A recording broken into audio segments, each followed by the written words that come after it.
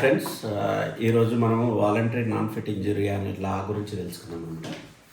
Voluntary non fit injury అనేది ఏంటంటే మనం టాపిక్ కిందకి వస్తుందండి. ఇదేంటంటే మనం వాలంటీర్గా ఏదన్నా మనము యాక్సెప్ట్ చేసి ఏమైనా ఇంజురీ అవతల వ్యక్తి ఏమైనా ఇంజురీ జరిగితే మాత్రము మనము క్లెయిమ్ చేసుకోలేము అనమాట. ఇది వచ్చేసి సో మనం ఏంటంటే వాలంటీర్గా అంటే మనం యాక్సెప్టెన్స్ ఆల్రెడీ ఇచ్చినాం అనమాట. నేను దీంట్లోకి ఎంటర్ అవుతున్నా, ఏమైనా జరిగితే మనకు మాకేం సంబంధం లేదన్నట్లు, మీకేం సంబంధం లేదన్నట్లు మనం ఆల్రెడీ వాలంటీర్గా చెప్తాము. సో చెప్పిన తర్వాత కూడా మనకేమన్నా జరిగితే మాత్రం వాళ్ళు మన కేసు వేసినా కూడా మనకు అదేంటంటే చెల్లుబాటు కాదనమాట. సో దీనికి బెస్ట్ ఎగ్జాంపుల్ ఏంటంటే మనకు ఒక ఇంతకుముందు జరిగిన కేసు గురించి అండి, లా కేసు గురించి అనమాట. సో దాంట్లో ఏంటంటే మనకు ప్లెంటిఫ్ అంటే ఎవరైతే గాయపడిన వ్యక్తి ఉంటారో, మనం ఎవరైతే కేసు వేసిన వ్యక్తి ఉంటారో వాళ్ళు ఏంటంటే డిఫెండర్ మీద కేసు వేస్తాడు. ఏంటంటే ఇతను వచ్చేసి ఒక రేసింగ్ చూడడానికి వెళ్తాడండి, కార్ రేసింగ్ చూడడానికి వెళ్తాడు. కార్ రేసింగ్ చూడడానికి వెళ్తే ఇతను అక్కడ పక్కన కూర్చొని ఉంటాడు అనమాట. దాంట్లో ఏంటంటే కార్ రేసింగ్ జరిగేటప్పుడు ఏంటంటే రెండు గుద్దుకొని ఇతనికి అనేది ఇతని దగ్గరికి వచ్చి పడిపోతాయి అనమాట. దీనివల్ల ఏంటంటే ఇతను సివియర్గా ఇంజ్యూర్ అయితే జరుగుతాడు అనమాట. ఇంజ్యూర్ జరిగినప్పుడు ఏంటంటే ఇతను వాళ్ళ కార్ రేసింగ్ ఎవరైతే ఓనర్స్ ఉంటారో వాళ్ళ మీద ఇతను కేసు వేస్తాడనమాట. సో వీళ్ళు సరైన ప్రికాషన్ తీసుకోకపోవడం వల్ల నాకు ఇట్లా ఇంజురీ జరిగింది, నాకు కంపెన్సేషన్ కావాలి అన్నట్లు ఇతను కేసు సూట్ చేస్తాడనమాట.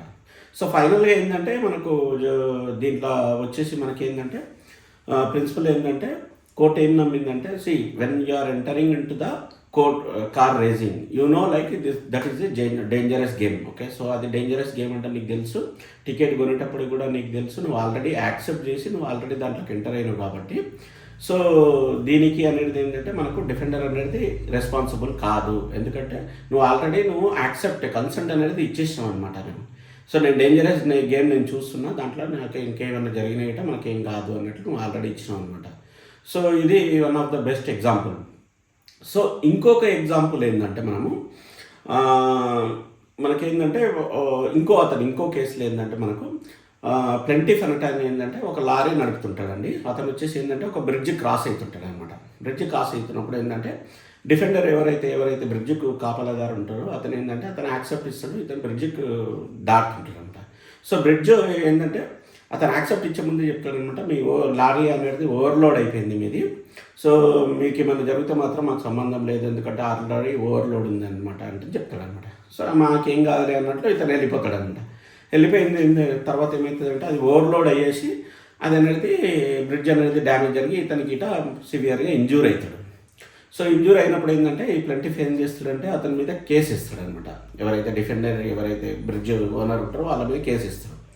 సో ఇది ప్రైవేట్ ఇతని ప్రాపర్టీ, దీంట్లో బ్రిడ్జ్ సరిగ్గా కట్టలేడు, అందువల్ల ఏంటంటే మేము లైన్ క్రాస్ అయినప్పుడు అతని అనుమతితోనే మేము లోపలికి వెళ్ళినాము, అతను కరెక్ట్ కట్టకపోవడం వల్ల మాది డ్యామేజ్ జరిగింది, నాకు కంపెన్సేషన్ కావాలనేది కేసు ఫైల్ చేస్తాడు. కేసు ఫైల్ చేసినప్పుడు అప్పుడు జడ్జి మొత్తం విన్న తర్వాత ఏం చేస్తారంటే, సో మీరు ఆల్రెడీ దాంట్లో వెళ్ళినప్పుడు మీరు ఆల్రెడీ అతను మీకు ఆల్రెడీ ఇన్ఫార్మ్ చేశాడు అనమాట. ఏమంటని, మీది ఆల్రెడీ లారీ అనేది ఓవర్లోడ్ ఉంది, సో అయినా కూడా మిమ్మల్ని వార్న్ చేసినా కూడా you are taken your own consent. Okay, so నువ్వు ఆల్రెడీ నీ ఓన్గా కన్సెంట్ తీసుకొని నువ్వు ఆ లారీ అనేది కాజ్ చేసినావు, దానివల్ల ఏంటంటే మీకు ఇట్లా డ్యామేజ్ జరిగింది, దానికైతే మేము డిఫెండర్ ఎవరైతే ఆ ఓనర్ ఉంటాడో అతను మాత్రం లయబుల్ కాదు అంటని ఈ కేసులో అయితే మనకు తీర్పిస్తాడు అనమాట. సో ఫైనల్గా ఏంటంటే మనం ఎవరైతే కన్సెంట్ ఇచ్చేసి మనం ఏమన్నా డ్యామేజ్ జరిగిన మాత్రం అటువంటి కోర్టు కేసులు అనేది చెల్లవు, అటువంటి దాంట్లో మనకు కంపెన్సేషన్ అనేది రాదు. Okay friends, I hope you understand this law. Okay, thank you friends, thank you, bye.